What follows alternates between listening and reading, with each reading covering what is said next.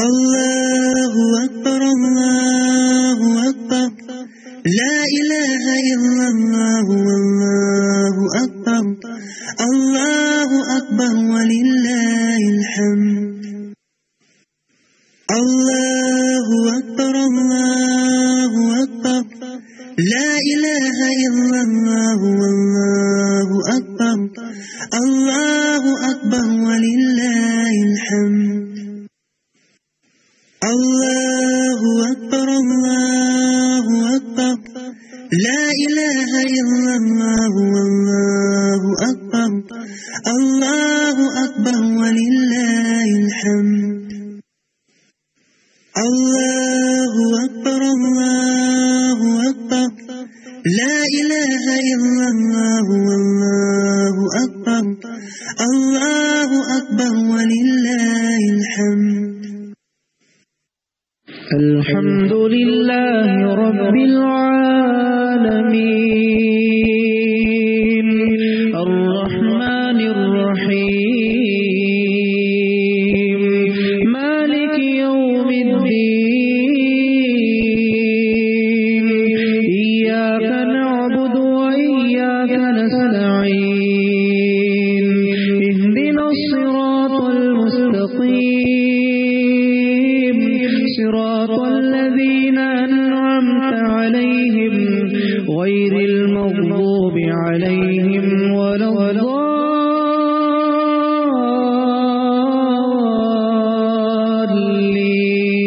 الضالين آمين.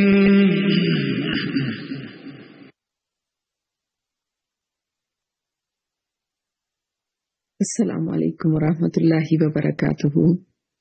الحمد للہ رب العالمین والصلاة والسلام علی اشرف الانبیاء والمرسلین اما بعد فاعوذ باللہ من الشیطان الرجیم بسم اللہ الرحمن الرحیم رب اشرح لی صدری ویسر لی امری واحلل عقدۃ من لسانی یفقهوا قولی رب زدنا علما اللہم فقہنا فی الدین اللہم انا نسألک علما نافعا وعملا متقبلا ورزقا طیبا آمین یا رب العالمین.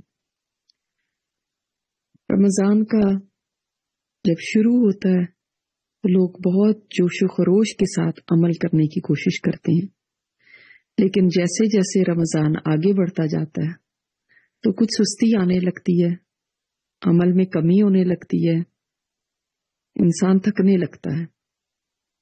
ایسے وقت میں بہت ضروری ہے کہ یہ یاد رکھیں کہ یہ جو مہینہ ہمیں ملا ہے یہ بہت ہی بابرکت ہے. ایسا مہینہ کوئی اور نہیں. آپ کے سامنے میں ایک حدیث رکھنا چاہتی ہوں ترغیب و ترہیب کی.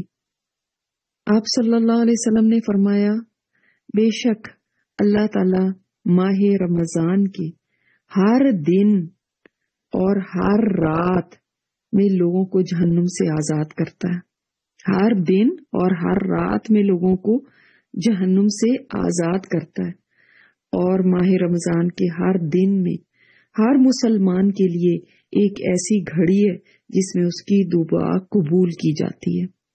ویسے تو روزے دار کی دعا ویسے ہی قبولیت کا شرف پاتی ہے، لیکن ایک ایسی گھڑی بھی روزے دار کو ملتی ہے جس میں اس کی دعا قبول کی جاتی ہے. یہ اللہ کا وعدہ ہے. تو یہ مہینہ تو وہ ہمارے لیے بڑا خوشخبریوں سے بھرا ہوا مہینہ ہے.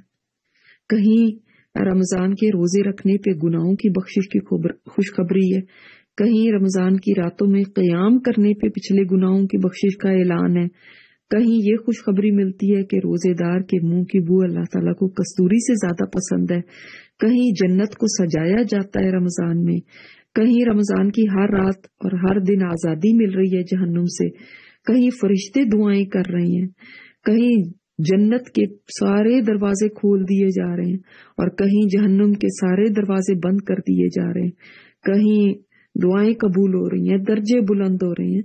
تو یہ مہینہ تو مبارک ہی مبارک ہے. اس کے دن بھی مبارک، اس کی راتیں بھی مبارک. آپ صلی اللہ علیہ وسلم نے فرمایا 3 لوگ ایسے ہیں جن کی دعا رد نہیں ہوتی، اللہ تعالیٰ ضروری قبول کرتا ہے. کون کون ہے؟ ایک باپ، ایک روزے دار اور ایک مسافر. لہذا روزے میں خوب دعاؤں کا اہتمام کیجیے، اور ہر مسلمان کو، چاہے وہ روزہ دار ہے یا روزہ رکھنے کی طاقت نہیں رکھتا، بیمار ہے یا کوئی اور شرعی عذر ہے جس کی وجہ سے وہ روزہ نہیں رکھ پاتا، تو اس کو بھی چاہیے کہ نیکی کے کاموں میں تو خوب دوڑ لگائے اور اپنی نیکی میں ورائٹی رکھیں۔ حقوق اللہ بھی بات ادا کیجیے اور حقوق العباد بھی، یعنی جہاں آپ قرآن کریم کی تلاوت کر رہے ہیں یا تراویح کا اہتمام کرتے ہیں یا ذکر اور اذکار کرتے ہیں، یہ سب عبادات ہیں، لیکن اس کے ساتھ ساتھ وہ کام بھی کیجیے جو خدمت خلق کے ہیں، ان میں بھی پیچھے نہ رہیں۔ مثلا کسی کو رائڈ چاہیے مسجد جانے کے لیے، کوئی بوڑھا ہے ان کو گروسری چاہیے، کسی کے پاس کوئی وسائل نہیں ہے اس کو دوا چاہیے، کوئی بیمار ہے اس کی تیمارداری کر دیں، کسی کا ہاتھ تنگ ہے تو اس کی مالی مدد کر دیجیے۔ اس طرح سے اپنی نیکیوں میں اضافہ بھی کریں اور اس کے اندر وسعت بھی لے کر آئیں کہ ہر ایک تک آپ کی نیکی پہنچے، کیونکہ آپ صلی اللہ علیہ وسلم کے بارے میں آتا ہے کہ رمضان میں ایسے ہوتے تھے جیسے تیز ہوا ہر جگہ تک پہنچ جاتی ہے، یعنی ہر قسم کی نیکی کے کام کرنا، صدقہ و خیرات بھی کرنا اور بھی عبادات میں بھی تیزی دکھانا اور لوگوں کے بھی کام آنا، کسی کو تنگ نہ کرنا، یہ ساری چیزیں عبادات میں ہی آ جاتی ہیں۔ بعض لوگ یہ کہتے ہیں کہ ان سے کچھ کیا نہیں جاتا، اور یا ان کو سستی آ جاتی ہے، یا وہ تھک جاتے ہیں، یا ان کا دل نہیں لگتا عبادت میں۔ آپ صلی اللہ علیہ وسلم نے تو فرمایا کہ تمہارا رمضان کا دن اور غیر رمضان کا دن برابر نہیں ہونے چاہیے، لیکن وہ ان کو برابر کر دیتے ہیں، انہیں ایسے ہی گزارتے ہیں جیسے رمضان کے علاوہ کے دن گزارتے ہیں۔ تو یہ نہیں ہونا چاہیے۔ ہمارا جو دن بھی رمضان میں گزرے وہ ڈیفرنٹ ہونا چاہیے غیر رمضان سے، چاہے وہ ہماری عبادت کا معاملہ ہے، سونے جاگنے کا معاملہ ہے، ہمارے اخلاق کا معاملہ ہے، چاہے وہ دوسروں کے ساتھ معاملات کا معاملہ ہے، کوئی بھی معاملے میں وہ نہیں ہونا چاہیے جیسے ہم رمضان کے علاوہ دنوں میں بے پرواہی سے چلتے ہیں یا ٹائم کو ویسٹ کر دیتے ہیں، بلکہ ہماری بول چال، ہماری ایکٹیویٹی، ہمارے ہر طرح کے معاملے میں فرق ہونا چاہیے۔ پتہ چلنا چاہیے کہ رمضان ہے، پتہ چلنا چاہیے کہ یہ فرق ہے باقی دنوں سے۔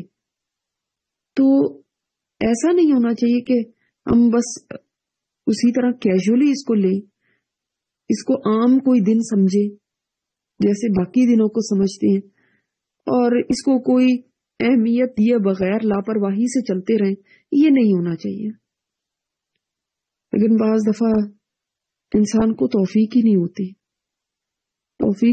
نیکی کرنے کی، نیکی میں دوڑنے کی، اس توفیق سے ہی وہ محروم ہوتا ہے۔ تو کیوں محروم ہوتا ہے؟ اللہ تعالیٰ تو کسی پہ ظلم نہیں کرتا، لیکن اصل میں انسان اپنی ہی بعض ایسے گناہ ہوتے ہیں جن کی وجہ سے نیکی کرنے سے محروم ہو جاتا ہے۔ تو ہم دیکھتے ہیں کہ کیا وہ گناہ ہیں جن کی وجہ سے انسان نیکی کی توفیق کھو دیتا ہے۔ ہم اپنے اندر بھی جانچیں کہ کہیں ہمارے اندر ایسی چیزیں تو نہیں ہیں، کہیں یہی گناہ تو نہیں جو ہمیں پیچھے رکھے ہوئے، یا ہمیں سستی آتی ہے نیکی کرنے میں، یا دل نہیں لگتا نیکی میں، یا تھوڑا سا کرتے ہیں تو فوراً ہی پھر دل ہٹ جاتا ہے۔ تو کیا وجوہات ہیں اس کی؟ ابن القیم نے اپنی کتاب الفوائد میں بعض چیزوں کا ذکر کیا جو توفیق کا دروازہ بند کر دیتی ہیں، اور یہ کتنی بڑی محرومی ہے کہ انسان سے توفیق ہی چھن جائے، وہ کر ہی نہ پائے۔ تو امام ابن القیم نے اس کی 6 وجوہات بیان کی ہیں، کسی میں ایک بھی ہو سکتی ہے، یا 2 بھی ہو سکتی ہیں، یا ساری بھی ہو سکتی ہیں۔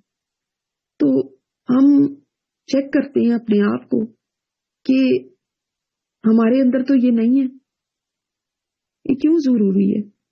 اس لیے کہ اگر نیکی کا کام بوجھ لگنے لگ جائے نا تو پھر نیکی کرنی مشکل ہو جائے گی، اور نیکی کے بغیر عمل صالح کے بغیر قیامت میں کامیابی حاصل نہیں ہو سکتی، یا اگر یہ نیکیاں کم پڑ گئی تب بھی وہاں پہ مشکل پڑے گی۔ اب آپ ایسے ہی دیکھ لیں نا، ایک آدمی ہے، اس کے سامنے آپ اللہ تعالیٰ کی بات بتاتے ہیں، اس کا چہرہ کھل جاتا ہے۔ دوسرا ہے، اس کے سامنے جب اللہ تعالیٰ کا ذکر کیا جاتا ہے اس کی طبیعت بیزار ہونے لگتی ہے کہ یہ کیا، ہر وقت یہی باتیں شروع کر دیتے ہیں۔ وہ چاہے منہ سے کچھ نہ کہے مگر وہ بے چین ہونے لگتا ہے۔ اسی طرح کوئی لوگ ہیں، ان کے سامنے نماز کا ذکر کیا جائے، کوئی درس ہو، کوئی لیکچر ہو، کوئی اللہ کے کلام میں سے کوئی بات پڑھی جائے، ان کو اچھا نہیں لگتا، ان کو بیزاری شروع ہو جاتی ہے۔ تو یہ کیا بات ہے؟ اندر سے توفیق چھننا ہے، یہ ریزن ہے اس کا۔ اللہ تعالیٰ نے سورہ زمر میں بھی فرمایا ایسے لوگوں کے بارے میں کہ کچھ لوگ ایسے ہیں کہ جب ان کے سامنے ایک اللہ کا ذکر کیا جاتا ہے تو اشمئزت قلوبہم، ان کے دل تنگ ہونے لگتے ہیں، اور جب دنیا کا ذکر آتا ہے تو وہ بہت خوش ہوتے ہیں۔ اسپورٹس کا ذکر کر لیا یا کوئی کپڑوں کا ذکر کیا، خواتین کے لیے کپڑے زیور ہیں، کوئی فیشن ہے، مردوں کے لیے کوئی سیاست کی باتیں ہیں، وہاں انویسٹ کر دو، ادھر کر دو، یہ بزنس بڑا فائدہ مند ہے، یا آج کل کون سی اسپورٹس، جو بھی جس کا بھی شوق ہے اس کے بارے میں بات کی جائے تو پھر چہرے کھل جاتے ہیں، خوش ہو جاتے ہیں۔ تو یہ کیا بات ہے؟ یہی وجوہات ہیں جو ابھی میں آپ کے سامنے بیان کرنے لگی ہوں کہ کچھ نہ کچھ اپنے اندر ہی خرابی ہوتی ہے، تبھی نیکی کی بات، نیکی کا کام بوجھل لگنے لگتا ہے۔ ایسے لگتا ہے کہ جیسے کسی نے پتہ نہیں گلا دبا دیا ہو۔ تو ایسا نہیں ہونا چاہیے۔ مومن کو تو نیکی کے کاموں کے اوپر کھل جانا چاہیے، خوش ہونا چاہیے، اور نیکی کی توفیق ملنا اس کو ہر چیز سے زیادہ عزیز ہونا چاہیے۔ تو دیکھتے ہیں کیا وجوہات ہو سکتی ہیں۔ پہلی وجہ یہ ہے کہ نعمت کے ملنے پر نعمت کے شکر کی بجائے نعمت کے اندر ہی غرق ہو جانا۔ جیسے کہ مثلا مال نعمت ہے، اس کا شکر ادا کرنا چاہیے کہ اللہ تعالیٰ نے مجھے یہ نعمت دی ہے، مگر اس کی بجائے کیا ہو کہ انسان مال کے اندر ہی اتنا مشغول ہو جائے کہ اس کو یاد ہی نہ رہے کہ شکر بھی ادا کرنا ہے، کوئی رب بھی ہے جو مجھے دینے والا ہے، وہ بس یہی سمجھے کہ جی میرا اپنا ہی کمال ہے۔ دیکھیے شکر کیا ہوتا ہے، اس میں پہلے بھی بیان کر چکے ہیں کہ شکر زبان سے بھی ادا ہوتا ہے، دل سے بھی ہوتا ہے، عمل سے بھی ہوتا ہے۔ دل سے کیسے شکر ہوتا ہے کہ انسان یہی سمجھے کہ اللہ کی طرف سے مجھے ملا ہوا، میری اپنی کوئی قابلیت نہیں کہ جی میں نے بڑی اچھی کمائی کی، میں نے بہت اچھا کام کیا، میں نے بڑی محنت کی اس لیے مجھے ملا ہے، نہیں، یہ اللہ تعالیٰ کی طرف سے۔ زبان سے شکر کیا ہے؟ زبان سے شکر یہ ہے کہ اللہ تعالیٰ کی تعریف کی جائے، اس کا شکر بیان کیا جائے، اور عمل سے شکر یہ کہ اس چیز کو، اس نعمت کو منعم کے یعنی دینے والے کے، نعمت کے دینے والے کے ناراضگی کے کام میں نہ لگایا جائے بلکہ اس کی خوشنودی کے کاموں میں لگایا جائے۔ یہ ہے پورا کا پورا شکر۔ تو پورا شکر تبھی ادا ہوتا ہے جب انسان دل سے بھی شکر کرے، زبان سے بھی شکر کرے، اعضاء سے بھی شکر کرے، یعنی اب اس مال کو اللہ کی نافرمانی میں نہ لگائے، اب اس مال سے کوئی ایسے حرام کام نہ کرے جو اللہ تعالیٰ کو ناپسند ہے، تو اس کا یوزیج ایسا کرے، اس جگہ پہ اس کو یوز کرے جہاں پہ اللہ تعالیٰ کی خوشی ہو، ناراضگی نہ ہو۔ اب آپ اس سے ہر نعمت کے بارے میں دیکھ لیں، آنکھوں کی نعمت، کانوں کی نعمت، بولنے کی نعمت، یہ ساری نعمتیں ہیں نا جو اللہ تعالیٰ نے ہمیں دی ہوئی۔ یہ جسم ایک نعمت ہے، یہ زندگی ایک نعمت ہے، پھر اولاد ایک نعمت ہے۔ یہ ساری نعمتوں کا آپ سوچیں کہ ہم ان کو کدھر لگا رہے ہیں؟ کیا دل سے شکر ہے؟ کیا زبان سے شکر ہے؟ کیا اعضاء سے شکر ہے؟ یا پھر ہمیں انہی نعمتوں نے غرق کر دیا کہ ان آنکھوں سے سارا دن ہم یعنی سوشل میڈیا پہ بیٹھے ہوئے، ٹک ٹاک دیکھ رہے ہیں، فیس بک ہے، انسٹاگرام ہے، پتہ نہیں کیا کیا بلائیں ہیں، ان سب کے اوپر تو آنکھیں استعمال ہو رہی ہیں۔ ایک اللہ کے کلام ہے یا اللہ تعالیٰ کی کائنات ہے، ان کے لیے آنکھیں نہیں دیکھتی کہ ان سے سبق لیں، ان سے عبرت لیں، ان سے اللہ تعالیٰ کو پہچانے، اللہ کے کلام کے لیے آنکھوں کو استعمال کریں۔ اس طرح زبان ہے، زبان کا شکر یہی تو ہے کہ ہم اس زبان سے اللہ کا ذکر کریں، اس زبان کو اللہ کی فرما برداری کے الفاظ بولنے کے لیے استعمال کریں، اس کی نافرمانی میں نہ استعمال کریں کہ سارا وقت زبان چل رہی ہے فضول باتوں پہ، غیبت اور چغلیوں پہ، جھوٹ پہ، لان تان پہ، گالیاں دینے میں، اور اس زبان کو کبھی اچھے الفاظ کے ساتھ مزین نہیں کیا، کبھی اللہ تعالیٰ کا ذکر نہیں کیا، اس کا شکر نہیں کیا، تو زبان کا شکر تو نہ ہوا۔ اور دل میں یہ احساس ہونا کہ یہ زبان مجھے میرے رب نے دی ہے، اس کا بڑا احسان ہے، یہ نہیں کہ بس میں پیدا ہوئی اس کے ساتھ، ہمارے سارے خاندان میں سب بولنے والے ہی تھے اس لیے میں تو گونگی ہو ہی نہیں سکتی تھی، نہیں۔ تو یہ ہے شکر، تو شکر ادا کیا جائے، نہ کہ یہ کہ نعمت کے اندر ہی اتنے مشغول ہو جائیں کہ نعمت پا کے نعمت دینے والے کو ہی بھول جائیں۔ اگر انسان نے ایسا کیا کہ نعمت دینے والے کو بھول گیا نا اور نعمت میں غرق ہو گیا، اللہ تعالیٰ نیکی کی توفیق چھین لیتا ہے۔ پھر بہت زیادہ علم تو حاصل کر لینا لیکن عمل نہ کرنا، یعنی علم تو بہت ہے، کلاسیں ادھر لی جا رہی ہیں ادھر لی جا رہی ہیں اور پتہ نہیں کس کس کورسز میں اپنے آپ کو رجسٹر کیا ہوا، لیکن عمل کے معاملے میں صفر ہے، زیرو پہ کھڑے میں، عمل کرنا ہی نہیں، تو یہ بھی نیکی کی توفیق کو چھین لیتا ہے۔ انسان بس پڑھتا تو جا رہا ہے، بہت پڑھ رہا ہے، قرآن پہ قرآن ختم کیے میں، لیکن عمل کیا؟ عمل کا دروازہ بالکل ہی بند رکھا۔ اسی طرح تیسری چیز، گناہ میں تو تیزی کرنا لیکن توبہ میں ڈیلے کرتے جانا، دیر کرنا، یعنی گناہ کرنے میں تو بڑے دلیر ہیں لیکن جب توبہ کا معاملہ آتا ہے تو پھر ہزار بہانے ہیں کہ تب توبہ کر لوں گی، جب حج کروں گی تو اس کے بعد توبہ کر لوں گی، اور پھر اب میں بے پردگی سے توبہ تب کروں گی جب شادیاں ساری اٹینڈ ہو جائیں تو پھر میں حجاب لینا شروع کروں گی۔ آدمی کہتا ہے میں حرام کھانا تب چھوڑوں گا، حرام کمانا تب چھوڑوں گا جب بچے بڑے ہو جائیں گے، تب میں ایک ہی دفعہ توبہ کروں گا، ان کی ذمہ داریوں سے ذرا فارغ ہو جاؤں۔ تو یعنی توبہ میں اتنا ڈیلے، جبکہ پتہ ہے کہ گناہ کر رہے ہیں لیکن بس توبہ کو ڈیلے کیے جانا، بڑھاپے میں کر لیں گے جی، جب 60-70 سال کے ہو جائیں گے، ابھی تو جوانی ہے، ابھی کیا توبہ کرنی، اور پھر شیطان کہتا ہے نہیں نہیں بھائی ابھی تو تم سے یہ گناہ دوبارہ ہو جائے گا تو توبہ کرنے کی کیا ضرورت ہے۔ تو لہٰذا توبہ میں آگے سے آگے اس کو ٹالتے رہنا، یہ بھی انسان کے لیے دروازہ بند کر دیتا ہے نیکی کا، جبکہ انسان کو یہ سمجھنا چاہیے کہ توبہ کا دروازہ ہمیشہ تو نہیں کھلا رہنا، جب نزع کا عالم آتا ہے تو یہ توبہ کا دروازہ بند ہو جاتا ہے، صرف تب تک یہ دروازہ کھلا جب تک یہ روح جسم میں، جو ہی جان حلق میں آئی دروازہ بند ہو گیا، اور موت کا تو کوئی پتہ نہیں۔ لہٰذا جس جگہ پہ ہیں، جس عمر میں بھی ہیں، جس وقت میں بھی ہیں، اس میں ہی توبہ کر لیں، تاخیر نہ کریں، اس میں توبہ کرنے کے لیے جہاں بیٹھے ہیں وہیں توبہ کر لیں، کہیں جانے کی ضرورت نہیں، کسی خاص وقت کے انتظار کی ضرورت نہیں کہ آدھی رات ہوگی میں تہجد پڑھوں گی تو تبھی توبہ کروں گی، نہیں، اب بھی اسی وقت کر لیں۔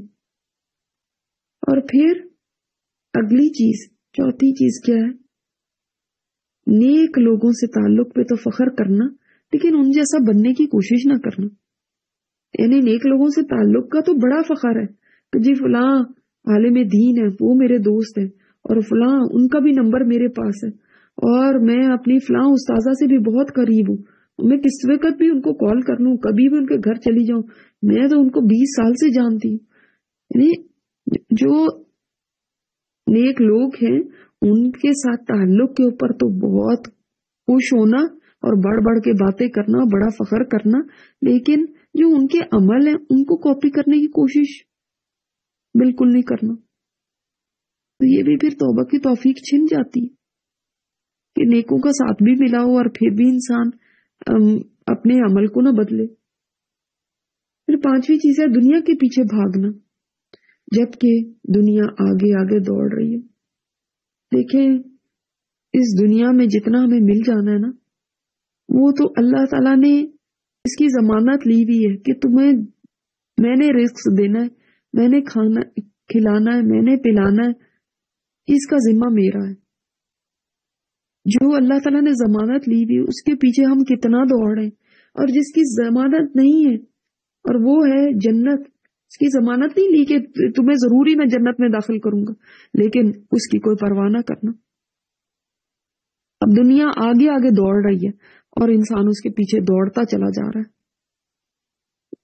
کسی نے آج تک کہا ہے کہ میں نے کافی دنیا جمع کر لی، اب مجھے اور کی ضرورت نہیں ہے؟ کسی نے نہیں کہا، بلکہ آپ صلی اللہ علیہ وسلم نے تو فرمایا ابن آدم کے پاس اگر 2 وادیاں سونے کی ہوں تب بھی اس کو ہرس رہتی ہے کہ تیسری ہو جائے، اور اس کا پیٹ تو قبر کی مٹی بھر سکتی، یعنی قبر میں جائے گا ہی تو تب بھی اس کو چین آئے گا، تب بھی اس کا پیٹ بھرے گا۔ اس نے دنیا میں ہرس نہیں چھوڑنی۔ تو ہم بھاگتے جا رہے ہیں اور یہ نہیں سوچتے کہ یہ دنیا کوئی بھی نہیں ایسا کہ جو حاصل کر کے اس کا پیٹ بھر گیا ہو۔ اس نے ہمیں اتنا مشغول کر دیا، ہمیں اسی کی دوڑ میں دن اور رات لگے ہوئے، اور اس کی فکرات ہمارے سر پہ سوار ہے، جو دنیا کے پیچھے دوڑتا جاتا ہے جبکہ دنیا دور جا رہی ہے۔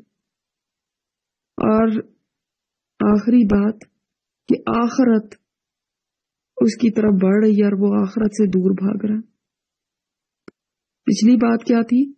دنیا دور بھاگ رہی ہے اور وہ اس کی طرف بڑھ رہا ہے، اور چھٹی بات ہے کہ آخرت قریب آ رہی ہے اور وہ اس سے دور بھاگ رہا ہے۔ یعنی آخرت کا وقت، قیامت کا وقت یا انسان کی موت کا وقت قریبی تو آتا جا رہا ہے۔ ہر سانس کے ساتھ ہم کدھر کو جا رہے ہیں، کس طرف ہماری ڈائریکشن ہے؟ موت کی طرف، ہم اپنے انجام کی طرف بڑھ رہے ہیں۔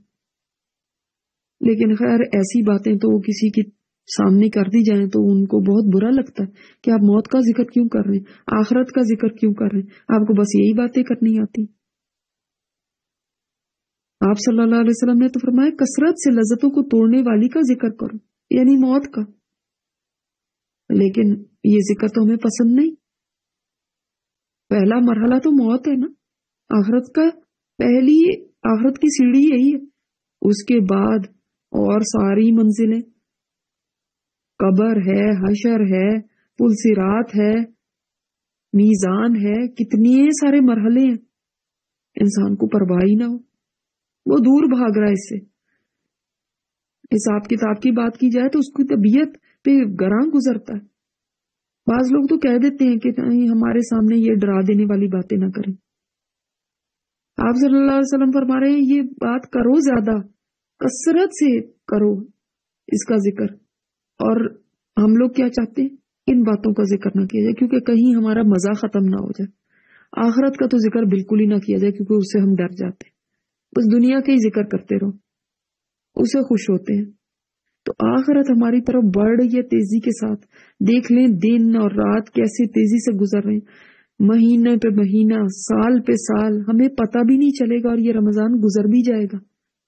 یہ نہ ہو کہ ہم ہاتھ ملتے رہ جائیں اور ابھی ہم نے سوچا ابھی تو بہت دن پڑے اور اینڈ میں آ کے یہ پتہ چلتا ہے رمضان گزر بھی گیا، پتہ بھی نہیں چلا۔ ہر ایک کی زبان پہ یہی بات ہوتی ہے، اتنی تیزی سے گزر گیا۔ تو اسی تیزی کے ساتھ ہماری زندگی بھی گزر رہی۔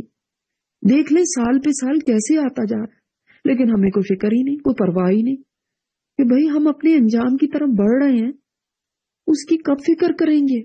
کون سی وہ عمر آئے گی جس میں اس کی فکر ہمیں لگ جائے گی کہ ہم آگے اب جانے والے ہیں اور اب ہمیں کچھ کرنا ہے۔